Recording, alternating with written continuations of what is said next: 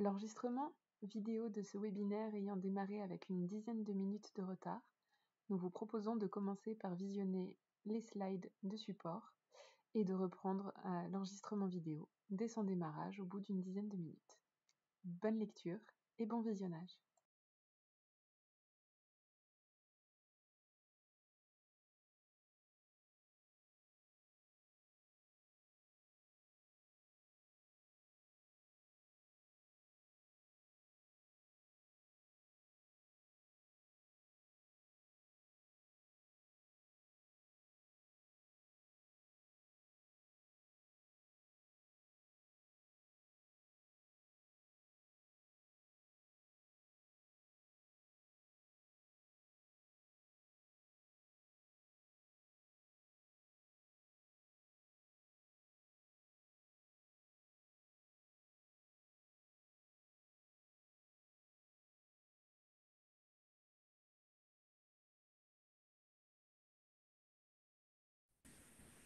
Alors, les conséquences du trouble alimentaire sur la famille, bon, bah, ça, c'est ce qui arrive au premier plan en général dans les consultations, hein, c'est les conflits autour des repas.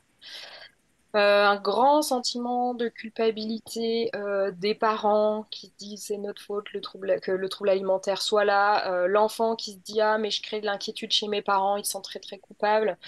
Il y a aussi beaucoup de stress. Alors, par rapport aux parents, la peur de ne pas s'en sortir. La mise en danger de l'enfant. Alors, je reçois pas beaucoup les fratries, mais quand je les reçois, ça apparaît tout de suite. Je suis inquiète pour ma sœur, je suis inquiète pour mon frère. On peut le retrouver aussi chez chez les autres frères et sœurs. Il y a pas mal d'incompréhension vis-à-vis de la maladie, autant dans le noyau dur, enfin dans le foyer familial que dans la famille au sens élargi. Souvent, les grands-parents en prennent pour leur grade. Enfin, en général, c'est très très compliqué avec les grands-parents. Ils comprennent pas du tout, c'est pas la même génération, ils comprennent pas du tout le trouble alimentaire. Ça rejoint un peu le dernier point, c'est que moi j'ai des jeunes qui vont plus manger chez papy ou mamie parce que ça se passe toujours très très mal, en fait, ça finit en pleurs. C'est assez compliqué et en discutant, bon bah les jeunes en fait ont envie d'y aller et c'est juste qu'il faut trouver des solutions. Alors impliquer les grands-parents, moi j'ai jamais réussi. Donc c'est plutôt à apprendre à prendre de la distance avec les remarques qui peuvent être faites. Voilà, alors on a noté le symptôme alimentaire se voit beaucoup. Euh, j'ai noté ça pour évoquer deux choses, c'est que bon, sur...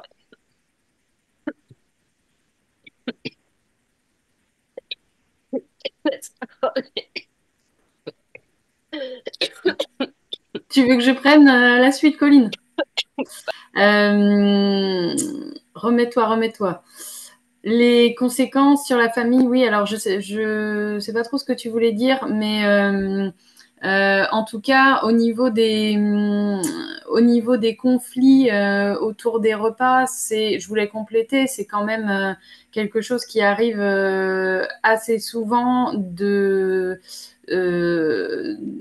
telle manière que les parents vont avoir tendance à encourager à ce que le jeune puisse manger, au final, même sans vouloir forcer, finalement, on se retrouve un peu dans une position haute qui n'est pas du tout bien reçue de la part du jeune, de la part de l'enfant.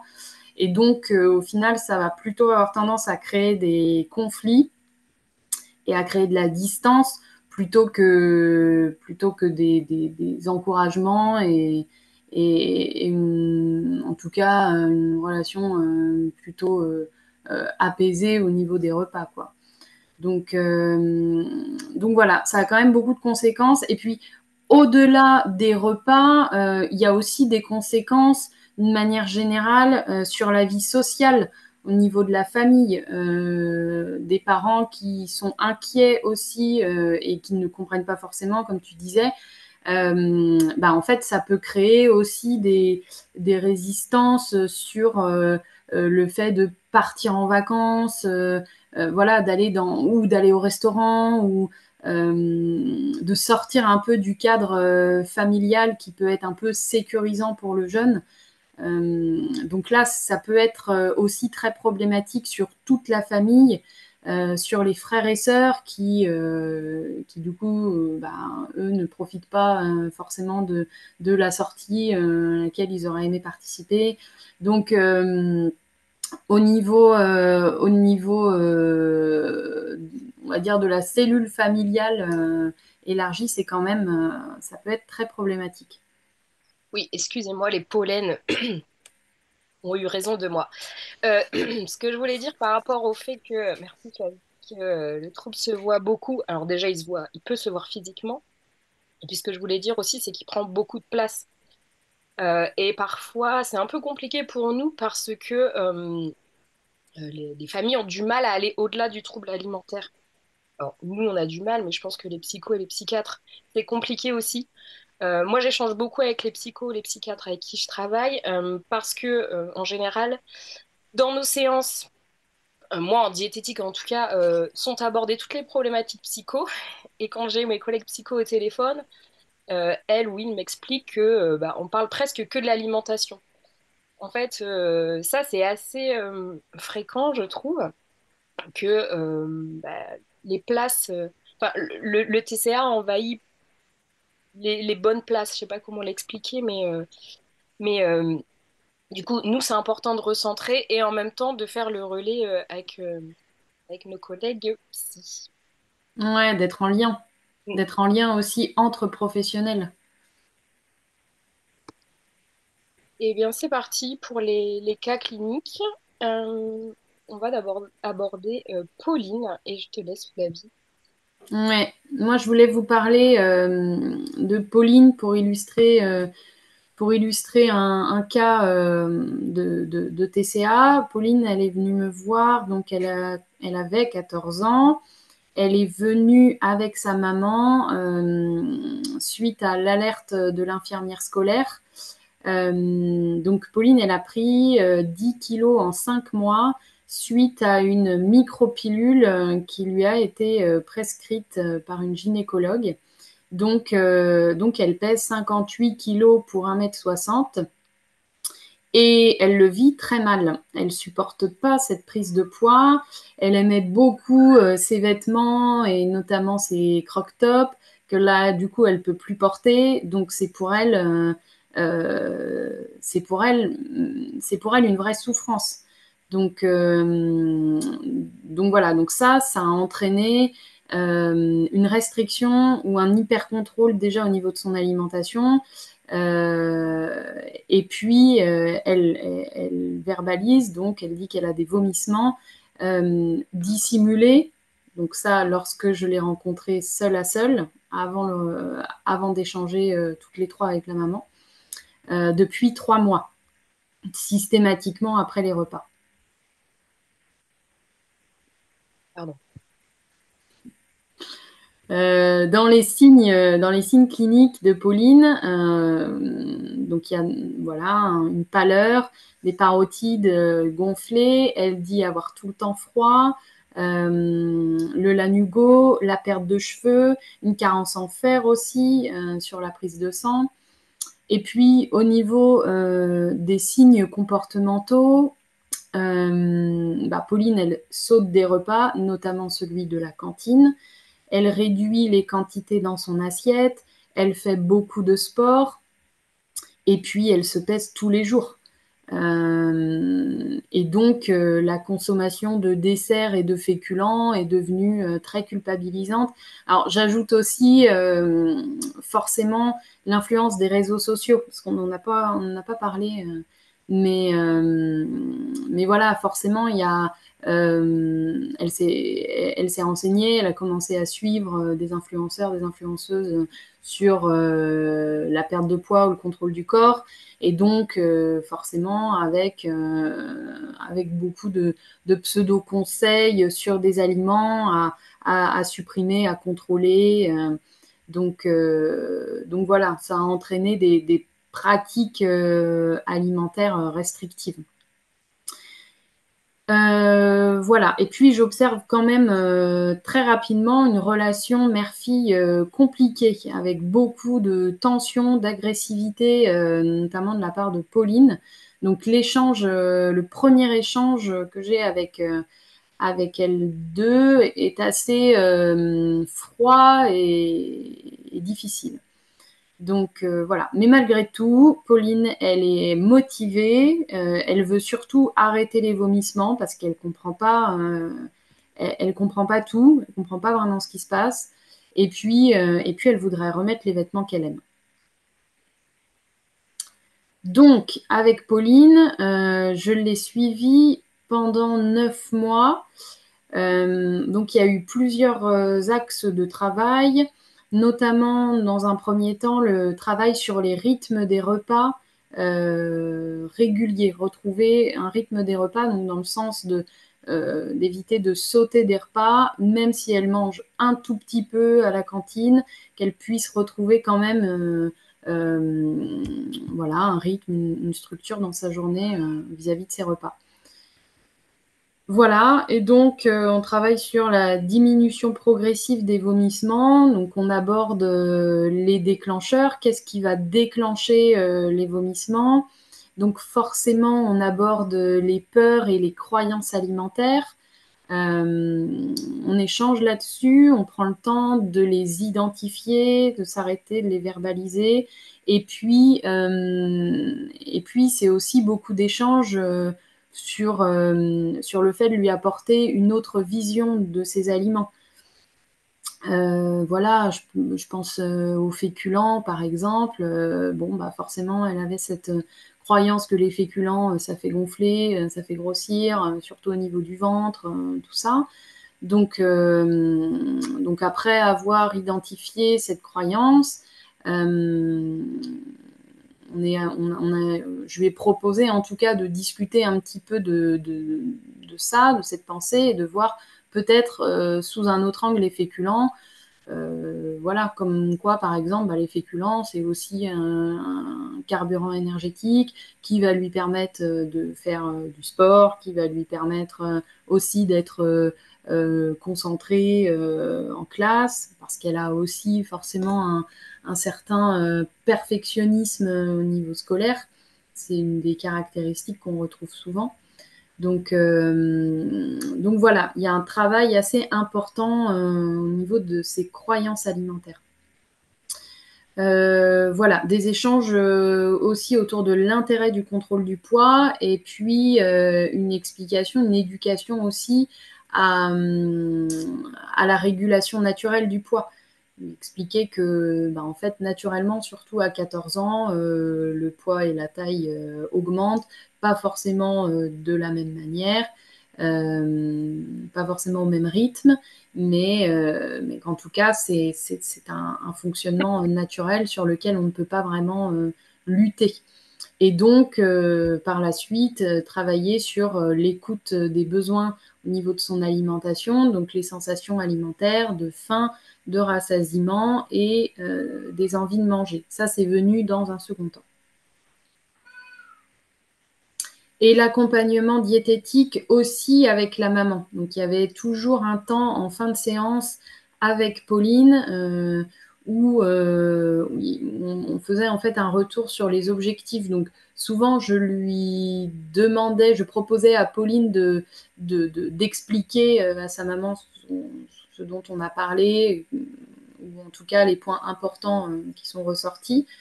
Voilà, il s'agissait aussi d'expliquer la problématique à la maman qui ne comprenait pas les vomissements, pourquoi ça a pris une telle ampleur en fait.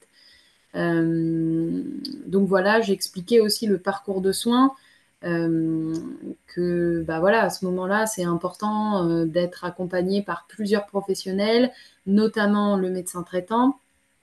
Il y avait donc un projet d'avoir un accompagnement avec un pédopsychiatre, mais en fait, ça a été très compliqué de trouver un rendez-vous. Donc, elle n'a pas pu en avoir dans un premier temps. Et puis, ça, c'était Pauline en tout cas de sa demande, elle ne voulait pas de suivi psychologique. Donc, le suivi pluriprofessionnel n'était pas évident. J'étais principalement en lien avec le médecin traitant. Voilà. Et donc, on a travaillé aussi avec la maman pour avoir des conseils pour que les repas en famille soient moins conflictuels. Donc, en gros, l'idée était de déléguer un petit peu la partie diététique à l'accompagnement que je pouvais avoir avec elle. C'est-à-dire de ne pas forcément avoir de commentaires sur les quantités qu'elle se servait dans l'assiette ou les aliments qu'elle décidait de manger ou de ne pas manger. Ça, c'était systématiquement source de conflit. Donc voilà, j'ai encouragé aussi sur le fait de cuisiner la même chose pour tout le monde, de ne pas avoir de plats spécifiques. Et puis après, c'était Pauline qui faisait, elle, sa composition, ses choix dans l'assiette. Voilà. Donc il y a eu aussi ce travail sur la discussion, le dialogue en séance avec la maman et Pauline autour de l'alimentation et du corps, notamment sur les changements du corps, la puberté, pendant l'adolescence. Voilà, que c'est aussi un phénomène naturel qui n'est pas toujours, qui n'est généralement pas bien vécu de la part des adolescents. Donc ça, c'était important aussi de parler de tout ça parce que j'ai assez vite compris que c'était des sujets qui n'étaient pas du tout abordés en fait à la maison. Donc, comment ça a évolué les vomissements ont diminué progressivement jusqu'à disparaître totalement au bout de 4 mois. Pauline mange régulièrement, elle saute pas de repas, elle n'a plus de culpabilité sur les féculents et les desserts. Son poids est stable, donc elle est au final, au fur et à mesure des séances, elle a compris et intégré le fait qu'il fallait un peu se faire une raison par rapport à ce poids qui n'allait pas forcément baisser, étant donné que c'était pas forcément la période, en tout cas, de croissance de Clara, parce qu'en plus, elle grandissait au fur et à mesure des mois. Donc finalement, il y a eu au fil du temps ce recul et puis régulièrement cet échange en fait autour du poids sans occulter le sujet, même si l'idée c'était de diminuer aussi cette obsession, mais de ne pas mettre non plus le sujet sous le tapis en fait, de pouvoir en parler, mais en parler d'une manière plus, on va dire j'allais dire plus tranquille, mais en tout cas amener plus d'apaisement autour de ce sujet. Voilà, donc Clara ne se pèse plus tous les jours, elle se pèse ponctuellement, elle mange à sa faim, elle est capable de se resservir, elle va manger aussi des goûters qu'elle ne prenait plus avant. Elle dit parfois avoir des envies fortes de manger des gâteaux, mais plus que 2 ou 3 gâteaux. Et donc, par rapport à ça, elle décide d'y répondre. Que je trouvais plutôt intéressant. Et donc après, Pauline, elle est revenue me voir 6 mois après l'arrêt du suivi en m'expliquant qu'elle a pris un peu de poids pendant les fêtes de fin d'année. Ça lui a fait peur et donc elle a retrouvé des vomissements en fait à la fin des repas. Et elle a observé une restriction, une diminution de ses apports alimentaires. Et elle faisait plus d'activité physique. Donc on a repris, on a repris le travail en fait vu ensemble sur 2 séances dans un premier temps pour rappeler la régulation naturelle du poids, les repères sur les sensations alimentaires, l'écoute des besoins du corps, le fait de ne pas exclure d'aliments, d'être plus à l'écoute de ses besoins plutôt que des croyances qu'elle peut avoir ou qu'elle a pu entendre. Et donc le point important, c'était le rendez-vous avec un pédopsychiatre pour poser un diagnostic officiel et être accompagné sur le plan psychologique. Nous, on ne peut pas mettre de diagnostic en tant que diététicienne, donc c'était important aussi que ce soit abordé sur le plan vraiment médical pour, pour pouvoir voilà, prendre conscience et continuer d'être accompagné sur ce trouble en fait. Merci Flavie. Ouais, voilà, Pauline. Tu voulais rajouter Je d'autres te choses? laisse. Non. Je pensais à quelque chose, mais ça m'est sorti de la tête, donc vas-y, je te laisse la parole. Bon, moi j'ai reçu Maya, du coup, qui a 14 ans également. Je l'ai reçue à chaque fois avec sa maman. Il y a eu le papa une ou deux fois présent, mais c'est surtout la maman qui était là. Elle vit avec ses parents. Elle a une sœur de 11 ans. Et du coup, je l'ai vue pour un bilan en février et je l'ai vue 6 fois. Donc, elle est encore en suivi, mais on est plutôt vers la fin. Elle a accepté de commencer un suivi en parallèle, en plus du suivi avec le médecin traitant. Voilà, donc elle vient parce qu'il y a une forte perte de poids.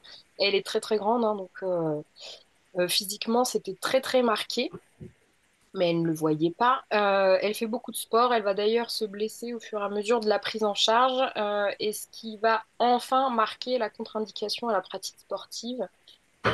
Ça, c'est pas toujours le cas, hein. Je suis parfois étonnée de patients avec une dénutrition marquée, autant sur la prise de sang que sur le corps. Et personne, comme si personne n'osait dire stop à l'activité physique, et c'est bien souvent la blessure qui induit ça. Donc là, il y a des restrictions depuis octobre 2024 dans un contexte d'insatisfaction corporelle. À Noël, la famille remarque des tris et des fouilles dans l'assiette, et donc Maya explique que elle a arrêté les féculents, elle compte les calories. Donc elle a un discours marqué avec énormément de règles très très rigides.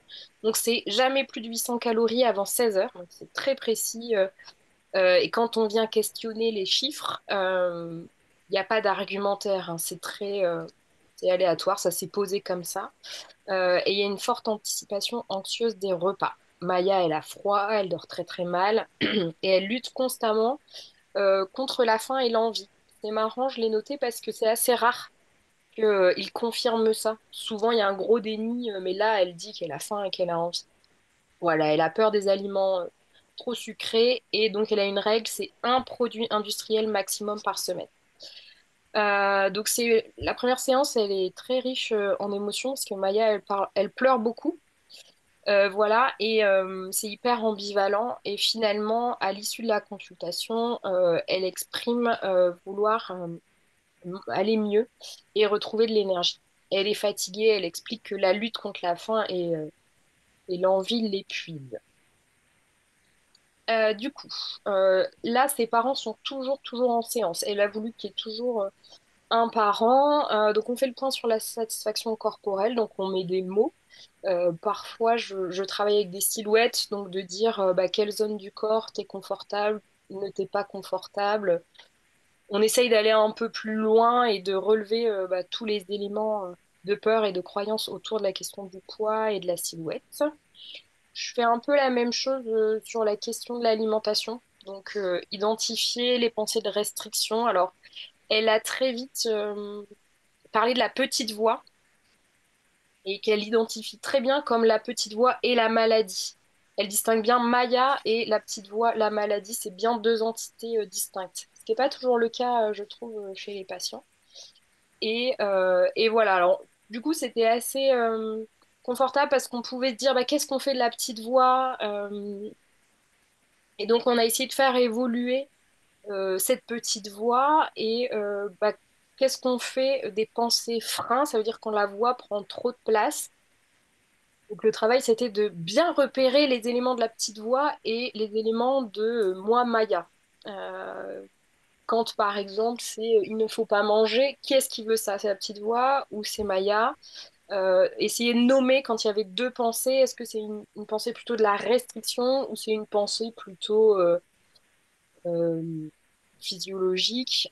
Et on a essayé progressivement d'amener vers quelque chose de plus factuel, c'est-à-dire avant de dire j'ai très très envie de manger une crème glacée, c'est de dire bah peut-être que un jour je pourrais manger une crème glacée. Avant de mettre de l'affect et de l'envie et du plaisir, on était sur bah, une crème glacée, ça peut être un cône triangulaire avec une boule dessus et voilà, d'être très très très basique pour après revenir aux anciennes pensées. Elle adorait les crèmes glacées. Donc voilà, point sur l'alimentation. Alors beaucoup de comparaisons avec sa sœur. Elle compare tout le temps l'assiette de sa sœur et elle veut toujours manger moins. Euh, Ce qui a été décidé, c'est que, bon, en fait, comme elle est mineure, c'est les parents qui décident et elle a une grande confiance en ses parents. Donc, en fait, ça a permis d'arrêter les oui mais, ça a permis d'arrêter la petite voix, en fait. C'est de dire c'est comme ça et puis c'est tout.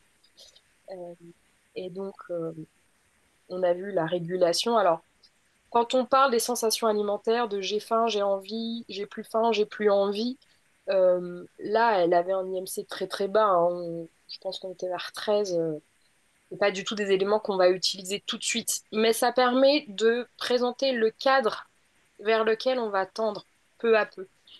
Et ça permet de rassurer le patient sur, bah, en fait, en nous, quand on est réparé, on a un moyen euh, de s'arrêter de manger. Et bon, en tout cas, pour Maya, c'était hyper rassurant. Et je pense que c'est dès la première séance, on a pu mettre un objectif alimentaire, ce qui est rarement le cas, mais elle a accepté, alors, un tout petit pas, hein, on en parlera après peut-être, mais elle a accepté une cuillère à soupe de skyr. Le soir, parce que c'est avec les parents et que c'était validé avec la maman qui était présente et que ça allait être comme ça et pas autrement. Et en fait, ça l'aidait dans la gestion du conflit interne. Donc, comment ça a évolué pour Maya? Donc, sa blessure, ça l'a fait beaucoup réfléchir et elle n'a pas réussi un examen. Comme disait Flavie tout à l'heure, il y a pas mal de perfectionnisme et le fait de rater un examen, ça a été horrible pour Maya. Elle s'est dit, je veux vraiment pas laisser la place à la maladie. Donc, ensemble, on a beaucoup parlé de l'ambivalence sur la question du poids et de la silhouette. Un peu comme l'expliquait Flavie tout à l'heure. Bah, quelles sont les croyances? En général, on retrouve souvent la croyance de pour être aimé, apprécié, pas jugé des autres, il faut être mince, il faut être maigre, il faut être musclé. La notion des muscles arrive beaucoup en séance, hein. Chez les hommes comme chez les femmes, faire la muscu. Tout le monde est inscrit à Basic Fit. C'est pas qu'un cliché, je trouve que c'est assez réel. Et voilà, on a parlé de ses capacités aussi, elle, à réguler. On parlait des étiquettes tout à l'heure. Là, alors, c'est un trouble alimentaire qui est assez récent. Malgré tout, elle s'était déjà vachement enfermée dans je suis l'élément malade de la famille et je suis celle qui mange pas. Et donc, on a essayé de détricoter ça. Et très vite est arrivée la question de la faim extrême, parce qu'elle a dû lire sur les réseaux ou entendu parler de la faim extrême. Et elle a eu beaucoup de questions. C'était vraiment des séances où j'avais pas grand-chose à faire parce qu'elle a amené beaucoup de matière. Autant des fois, il y a des séances où il faut ramer un peu pour avoir des informations. Là, il y avait vraiment beaucoup de questions. Et notamment, en fait, comment on sait que la faim va s'apaiser? Quand est-ce que... Moi, je parle beaucoup comme ça de dette à rembourser, en fait, de toutes ces calories qu'on manquait. Il faut rembourser la dette. Et elle me demandait, mais comment je vais savoir que ma dette est remboursée? Et donc, ben, je l'oriente sur elle, ses critères. Qu'est-ce qui va montrer qu'elle va mieux? Elle avait beaucoup d'inquiétudes sur ce qu'elle va être, en fait, comment elle va être, à quoi elle va ressembler. Donc, on a beaucoup parlé de ça. Et la maman était très soutenante. Et le papa aussi, dans les dires de la mère et de Maya. Voilà, et donc assez vite, elle a commencé à avoir des faims extrêmes et on a pu mettre des petits éléments de rassasiement. Hop. Et donc là, c'est très récent, hein, mais elle arrête de compter, elle choisit ses aliments selon l'envie. Elle arrive à choisir selon si ça va être croquant, mou, moelleux, et pas s'il y a plus ou moins de calories et selon l'heure de la journée. Il y a beaucoup moins d'anticipation. La faim extrême se calme progressivement. Les quantités, elles sont en train de se normaliser, hein. Donc il y a eu un gros travail de rassurer parce qu'elle a mangé en fait tout un moment plus que son papa. Mais elle a bien compris l'intérêt, en fait, pour amener vers la guérison. Et là, il y a une très bonne gestion des envies, c'est-à-dire que, elle sait que parfois, elle pourra ne pas avoir envie, donc quand elle a envie, elle y va. Moins de symptômes de physique, et là, son poids ne la met plus en danger. Il se normalise, elle s'autorise, elle n'a pas peur du regard des autres. Elle arrive à sortir à nouveau au restaurant. Elle prend d'ailleurs beaucoup de plaisir et c'est hyper agréable de voir ses yeux pétiller et elle se sent bien. Quelques peurs par rapport au corps, mais c'est beaucoup mieux. Flavie, je te laisse prendre la suite. Ouais, merci Colline. Euh, alors, pour vous donner des petites idées ou des petits conseils sur comment accompagner les familles pour faciliter la gestion des repas, déjà, on encourage à favoriser un environnement agréable pour tout le monde. Voilà, que ce soit dans un contexte où tout le monde peut être à peu près disponible pour parler, échanger, sans qu'il y ait forcément un écran de télévision juste à côté, ou du moins que ce soit vraiment un temps d'échange et de partage, quoi. On encourage vraiment à ça. Et puis, d'une manière générale, favoriser le temps passé ensemble, que ce soit même en dehors des repas.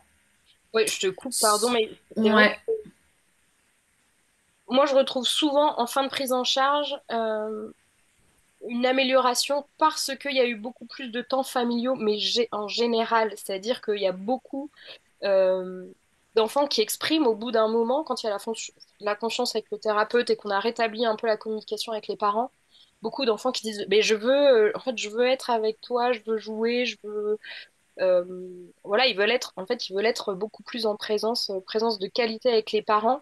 Et du coup, en disant jouer, c'est vrai que moi, je propose pas mal d'expériences de jeu dans les repas. Alors, pas au début, hein, quand c'est très fermé, très rigide, c'est compliqué, mais après, on peut aller vers des petits jeux sensoriels, des aliments à découvrir. C'est des enfants, donc ils aiment bien se ouais, replacer dans la fonction d'enfant, et en général, ça marche quand même assez bien, surtout quand toute la famille s'y prête. Et les oui, familles aiment bien être décentrées aussi du trouble alimentaire, et là, l'objet, c'est de jouer, et c'est pas de manger, d'être en conflit, en fait. oui. La sensorialité, elle est vraiment intéressante aussi sur le fait d'amener un peu une autre vision, un autre regard de l'alimentation. Les encourager en fait à passer d'autres temps que les repas enfin, au contact des aliments, en fait, de faire la cuisine notamment, ou d'aller dans le potager et d'avoir des fruits, des légumes, d'avoir un autre contact en fait avec la nourriture autre que le stress au moment des repas. Ça peut être vraiment, vraiment aidant. Voilà. Et puis selon l'avancée dans les soins, au moment des repas, il peut y avoir plusieurs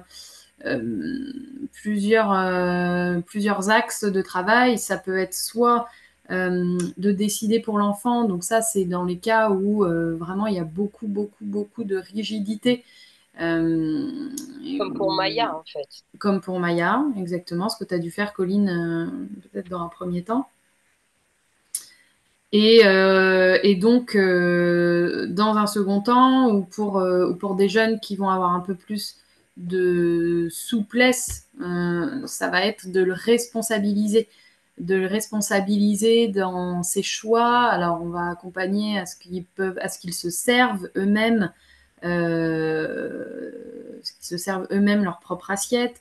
On va en parler ensemble en séance sur les aliments qui sont OK, qu'elle peut consommer, les quantités.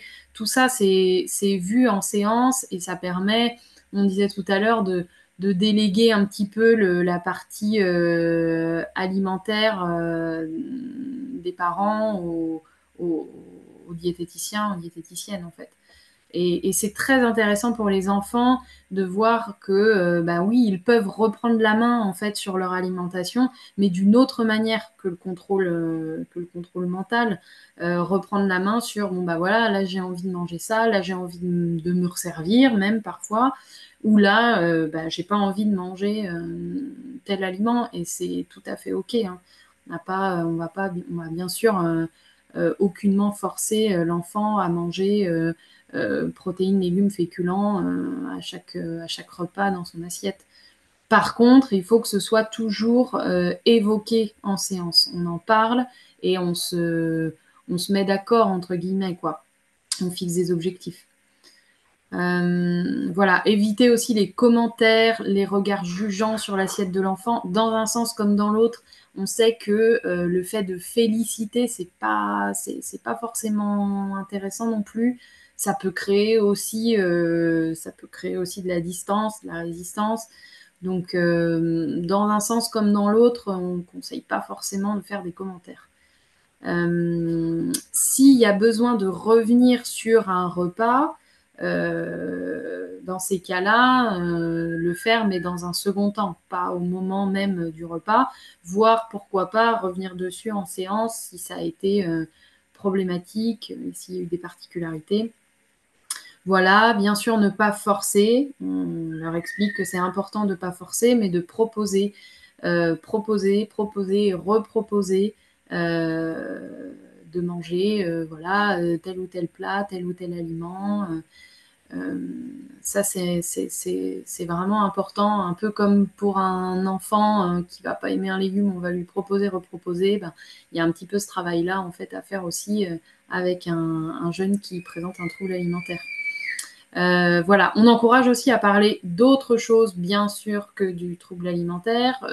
On pense aussi aux frères et sœurs pour pas qu'ils se sentent un peu, pas qu'ils se sentent délaissés, et puis pour leur donner aussi bah, de l'importance dans les repas, dans le temps des repas.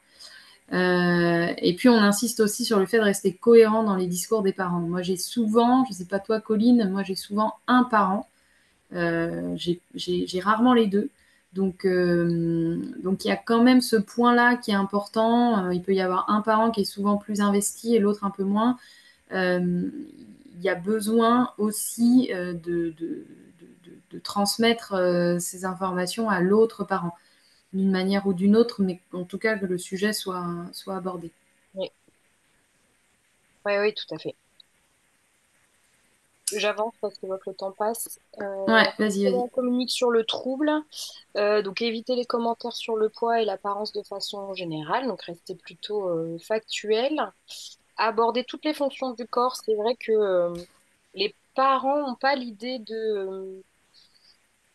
d'aborder le corps pas que par le physique et l'esthétisme du corps, mais on peut aider le jeune à se rappeler de tout ce que le corps peut lui permettre de faire.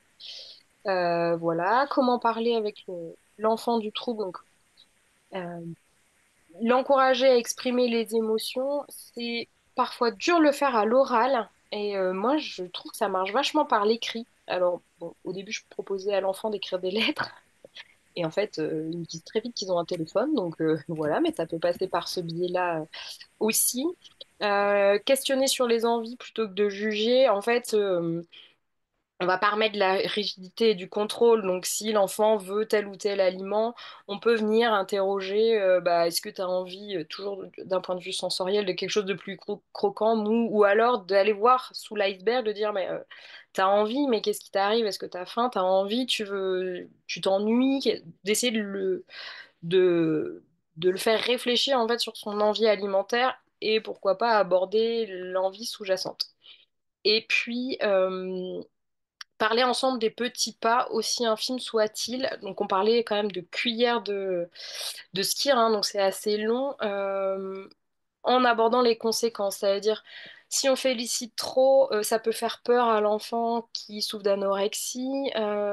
Du coup, ça peut être de dire, bah, t'as mangé ça, comment tu le vis, comment tu te sens. Et si l'enfant explique qu'il se sent bien et qu'il est fier, bah là, c'est confortable de féliciter. Si c'est pas du tout l'envie du jeune, bah, ça peut créer des conflits, entretenir les conflits. À toi, Flavie. Ah, t'as ton micro coupé. Oui, c'est bon. Oui, voilà. Bon, pour faire vite sur le parcours de soins, on leur explique dès le début que l'accompagnement pluridisciplinaire est indispensable avec des professionnels qui sont spécialisés. Donc, l'accompagnement diététique, bien sûr, pour traiter la relation à l'alimentation et au poids. Je précise des diététiciens, des diététiciennes formées, euh, bien sûr, au TCA. Un accompagnement psychologique. Ce qui va être très intéressant aussi, c'est la thérapie familiale. Euh, Pas forcément évident à mettre en place, pas forcément évident aussi de trouver des professionnels qui sont formés. Mais moi, les quelques familles qui ont pu bénéficier de ça, de cet accompagnement, c'est très aidant. Vraiment, c'est très aidant. Un accompagnement médical, plus ou moins psychiatrique selon le cas. Et puis l'accompagnement corporel aussi, c'est important. Nous, on va aborder le rapport au corps, mais d'avoir un professionnel qui va vraiment proposer une séance pour parler que du corps, ça, c'est quand même très important. Donc ça, c'est plutôt les psychomotriciens, psychomotriciennes, pareil, qui vont être spécialisés. On encourage aussi à la participation des groupes de parole entre jeunes, des groupes de parole pour les parents, des groupes de parole pour les jeunes et les parents. On est aussi en lien avec les hôpitaux. Voilà, moi je pense à Nantes, on a un centre, il y a un centre qui s'appelle le Centre Barbara d'accompagnement de jour pour les personnes présentant des troubles du comportement alimentaire. Donc c'est important en fait d'être en lien, d'être le plus en lien possible, le plus cohérent aussi possible dans l'accompagnement thérapeutique. Voilà, il y a aussi les associations, je précise bien sûr l'association du Gros qui a un annuaire en ligne sur lequel on peut trouver des professionnels aussi qui sont formés. Voilà. Et avant de vous laisser poser les questions, on s'était dit qu'on pouvait résumer les choses comme ça. Donc, un TCA, il n'y a pas qu'un seul facteur déclenchant. Important de ne pas le banaliser, mais pas lui laisser trop de place non plus. Donc, trouver le juste équilibre. Accompagnement pluridisciplinaire indispensable et qui peut être assez long. Guérison possible. On aurait pu ajouter aussi le fait qu'il n'y a pas qu'une seule façon de faire. Moi, je fais quand même vachement du cas par cas. Et ce qu'on aurait pu mettre, parce que ça c'est un peu vrai dans tous les cas, c'est éviter de rester sur du c'est bien, c'est mal. En fait, l'image de la diététicienne, c'est vachement de dire ce qu'il faut manger ou pas manger. Et c'est hyper important, je pense, de quitter ça, parce que sinon on entretient vachement le trouble alimentaire. À vos questions, Saveria, est-ce qu'il y a il y a des questions? Alors, tout d'abord, un grand merci, Flavie, Colline. Je voulais vous remercier aussi au nom du GROS de porter la voix du GROS dans cette journée mondiale des TCA. C'est pour ça aussi qu'on est là aujourd'hui. Merci beaucoup. C'était très riche. Il n'y a pas beaucoup de questions finalement. Mais je pense que c'était assez complet. Alors, une petite question, je vais démarrer, je vais reprendre du début. Les médecins généralistes sont-ils sensibilisés? Comment ça se passe, vous, avec les médecins généralistes? Bah, c'est jamais évident, hein. De mon côté, en tout cas, il y en a très peu qui sont formés. C'est des courriers, c'est des appels, si possible. Mais dans les courriers, en fait, enfin, en tout cas, moi, je sais pas toi, Colline, mais moi, je prends aussi le temps d'expliquer la prise en charge parce que, comme on disait, on a un peu l'étiquette diététicienne de dire comment il faut faire pour manger. Donc, je prends le temps aussi de leur expliquer tout l'accompagnement euh, psychosensoriel en fait dans les troubles des conduites alimentaires. Mais c'est sûr que c'est pas évident, hein. Oui, oui, moi je trouve qu'ils sont pas formés, ou en tout cas quand ils le sont, c'est il y a très longtemps. Moi j'ai déjà eu un médecin qui m'a dit, vous savez, trouble alimentaire, c'est la mère, hein, c'est lié à la mère.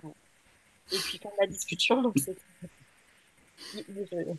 Dans les courriers, faut mettre la carte du gros qui donc forme les médecins généralistes à la formation de base pour justement se former. En tout cas, si vous êtes médecin et que vous cherchez à vous sensibiliser à la formation du gros, donc on forme les professionnels de santé ensemble, les médecins, les diètes, les psychos et autres professionnels de santé. Vous retrouvez la liste sur le site. Alors, une autre question. Quel cadre posez-vous en début de vos prises en charge? Durée, par exemple, un cadre pour le poids, pour l'anorexie, durée de prise en charge, temps entre les séances. Ouais, je peux prendre la main si tu veux, Flavie. Quel cadre on le co-construit en général? Alors, je sais pas si on entre dans le détail, mais je demande si il préfère vous, tu, de savoir ce qu'il dit là ou pas là. On se dit que à la fin de la première séance, on va se voir plusieurs fois et que ça va être long. Et ça, on définit avec aussi le parent selon le budget, le temps, l'investissement. Voilà, et puis la question du poids, en fait, il y a toute l'ambivalence qui arrive et qui est de dire, bah, on n'aura pas toutes les deux le même objectif, mais on en discutera à chaque fois. Euh, En fait, moi, en général, j'essaye de trouver un point sur lequel on sera d'accord. En général, elles veulent quand même, ils ou elles veulent aller mieux. Donc, on travaille ça et on aborde toujours la question qui va nous départager et comment on va la résoudre ensemble. C'est comme ça. Merci. Et alors, il est 31. On va essayer de respecter le timing. Donc, désolée pour ceux qui posent des questions là maintenant, mais on va pas pouvoir répondre à tous. Je vais prendre une question donc on a eu pendant le webinaire. Est-ce que vous avez des outils cliniques ou des jeux qui vous semblent pertinents, ou en tout cas des références qui vous semblent pertinents à partager? Alors, moi, il y en a un comme ça qui me vient, que je trouve intéressant, c'est un photolangage sur les jeunes et l'alimentation. Je crois qu'il s'appelle comme ça. Je peux retrouver la référence. Mais en fait, c'est plein d'images de représentations très différentes autour de l'alimentation. Et ça, pour démarrer un accompagnement, juste pour parler du rapport à l'alimentation, qu'est-ce qui est important pour lui ou pour elle dans sa vision de l'alimentation. Il y a de mémoire des repas, des soirées, des ciné, soirées ciné, soirées pyjama avec des copines, ou, des pizzas sur la plage entre copains, ou des repas en famille, ou les repas à la cantine, ou l'aspect plus bien-être, ou l'aspect écologique. Enfin, voilà. Et du coup, ça permet souvent d'amorcer en début d'accompagnement. C'est un outil qui est intéressant. Mm. Ouais, moi Je vous j'utilise, retrouve, j'ai mis je vous des retrouve le lien. j'ai mis des petites phrases. C'est moi qui ai fait les cartes. Et le patient doit classer, est-ce que c'est une pensée qui va être restrictive, plutôt liée au trouble ou pas. Ça, les silhouettes, j'ai toujours des silhouettes pour parler du corps. J'ai d'autres jeux de cartes, mais je les ai construits moi-même en fait selon le besoin en séance. Merci beaucoup. Peut-être une dernière question qui me semble peut-être pertinente pour terminer, pour un peu recontextualiser, qui dit, est-ce que la majorité de ce dont vous venez de parler s'applique aussi aux enfants qui mangent beaucoup et non aux enfants qui mangent peu? Peut-être que ça permettrait de, pour finir, de recontextualiser le webinaire. Oui, oui, oui, tout à fait. En fait, Ouais. ceux qui mangent beaucoup ont quand même plutôt l'idée que il faut, enfin, ont l'ambition de manger peu, mais ils n'y arrivent pas. Pour moi, les pensées de base sont plutôt les mêmes, donc oui.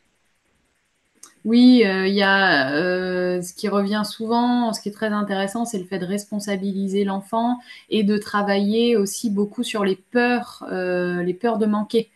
C'est quand même ça, c'est quand même un point important. Donc, on propose assez rapidement aux jeunes de se rassurer vis-à-vis de la nourriture et de retrouver de la sécurité dans ses prises alimentaires et notamment dans les aliments qui sont source de compulsion.